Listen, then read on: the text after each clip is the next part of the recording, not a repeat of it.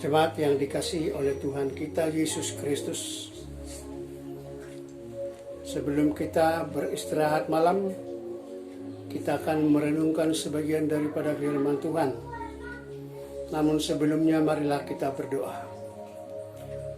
Kami bersyukur atas segala kebaikan-Mu Tuhan yang telah menyertai perjalanan hidup kami sepanjang hari ini. Kami akan memasuki malam yang gelap dan kami mohon akan penyertaan Tuhan. Namun sebelumnya kami juga akan merenungkan sebagian daripada firman-Mu. Tuhan, kuasai hati pikiran kami supaya kami dapat mengerti kebenaran firman Tuhan. Dalam nama Yesus kami berdoa dan mengucap syukur. Amin.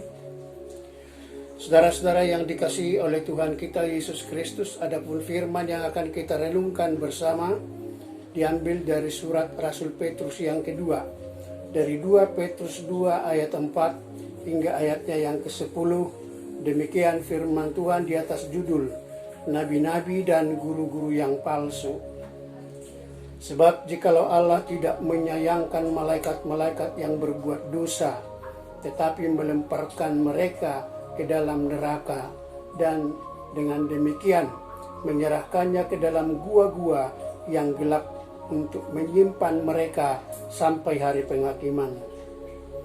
Dan jikalau Allah tidak menyayangkan dunia purba, tetapi hanya menyelamatkan Nuh, pemberita kebenaran itu, dengan 7 orang lain, ketika ia mendatangkan air bah atas dunia orang-orang yang fasik.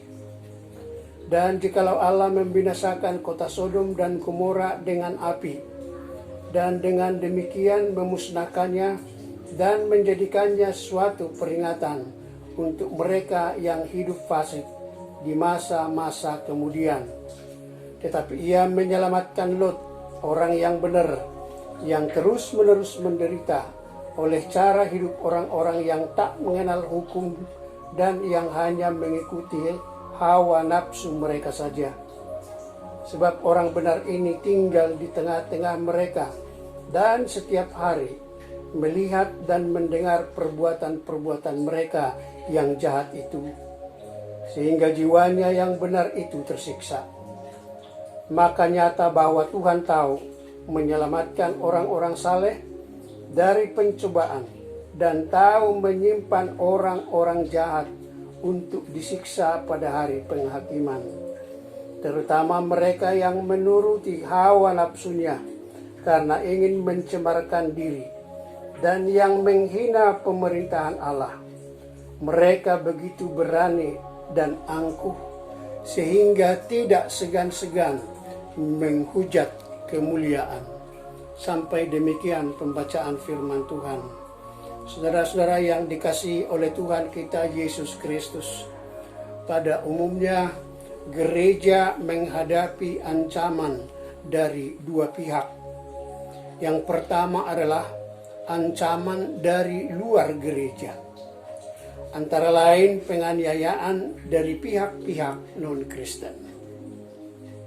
Yang kedua adalah ancaman dari dalam gereja sendiri, yaitu adanya pengajaran-pengajaran yang tidak sesuai dengan kebenaran Alkitab. Ancaman yang kedua ini jauh lebih berbahaya daripada yang pertama, karena dapat memanipulasi umat Allah dari kebenaran firman itu sendiri. Sejarah Perjanjian Lama memperlihatkan tampilnya nabi-nabi palsu di tengah-tengah umat Allah. Petrus mengingatkan bahwa pada zamannya dan masa yang akan datang, guru-guru palsu juga akan muncul di tengah-tengah gereja.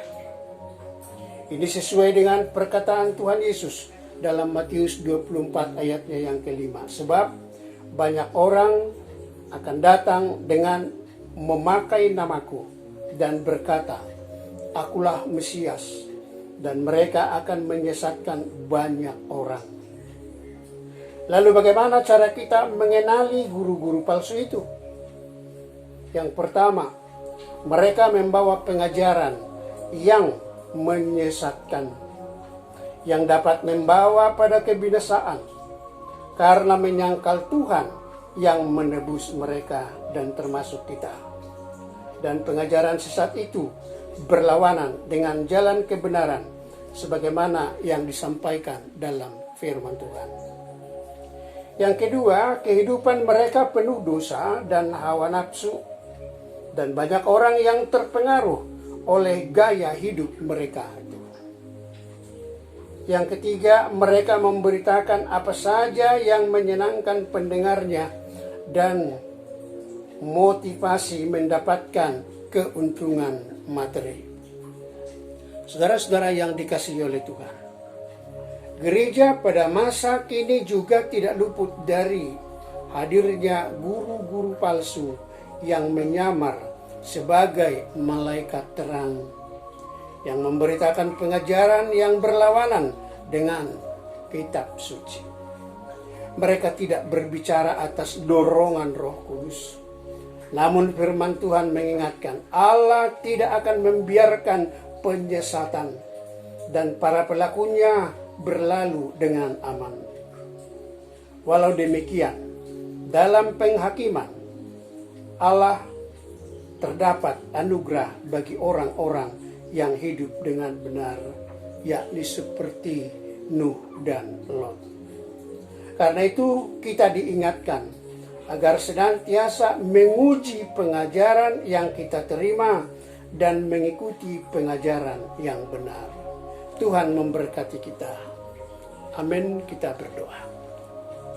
Terima kasih Bapa atas kebenaran firman-Mu yang mengingatkan kami supaya kami selektif dalam kehidupan kami, dalam arti mendengar kebenaran firman Tuhan, supaya kami tidak menerima begitu saja yang terkadang bisa membawa kami ke dalam penyesatan. Kuasai kami dengan Roh-Mu yang kudus, sehingga dapat kami pakai untuk membedakan mana yang baik dan mana yang jahat. Sertai kami Tuhan di saat kami beristirahat malam hari ini, supaya besok pagi kami boleh bangun dengan penuh tenaga yang baru. Dalam nama Tuhan Yesus kami berdoa dan mengucap syukur. Amin.